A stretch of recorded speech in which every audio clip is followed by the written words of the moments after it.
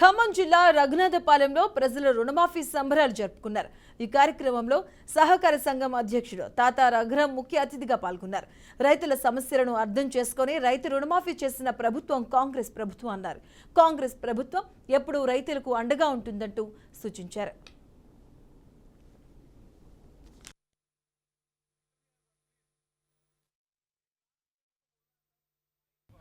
గత ప్రభుత్వం 2014లో ₹1,00,000 4 విడతలుగా వేసింది. ఆ 4 విడతలుగా వేసినప్పుడు కూడా 4 పావలాలు వేస్తే వడ్డీకే సరిపోయింది. 2018 తర్వాత రుణమాఫీలో 2018లో రుణమాఫీ ప్రకటించి 2023లో ఇవ్వటం జరిగింది. అది కూడా 40% మందికే ఇచ్చారు.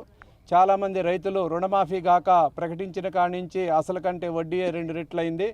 కానీ ఈ కాంగ్రెస్ పార్టీ రేవంత్ రెడ్డి గారి నాయకత్వంలో తుమ్మల నాగేశ్వరరావు గారు వ్యవసాయ శాఖ మంత్రివర్యులు చొరవ తీసుకొని, బట్టి గారు ఆర్థిక శాఖ మంత్రివర్యులు, రెవెన్యూ శాఖ మంత్రివర్యులు పొంగులేటి గారు అందరూ కూడా క్యాబినెట్ మొత్తం కూడా చొరవ తీసుకొని ఒకే దఫ ₹1,00,000 రుణమాఫీ చేయడంతో ప్రతి ఒక్క రైతు కూడా ఆనందంగా ఉన్నాడు. 2 లక్షల రుణమాఫీ కోసం రైతులు ఎదురు చూస్తున్నారు. ప్రతి రైతు కుటుంబంలో కూడా సంతోషంగా ఆనందంగా పెట్టుబడికి ఒకేసారి వచ్చింది. వడ్డీలు కట్టకుండానే ఆనందంతో పండగతో సంబరాలు జరుపుకుంటున్నారు. ఆ సంబరాల్లో భాగంగా రైతులందరూ కూడా ఇక్కడ సమావేశమయ్యి ఈ యొక్క గౌరవ ముఖ్యమంత్రి వర్యులు రేవంత్ రెడ్డి గారికి మరియు ఆ క్యాబినెట్ సహచరులందరికీ కూడా పాలాభిషేకం చేయటం జరిగింది.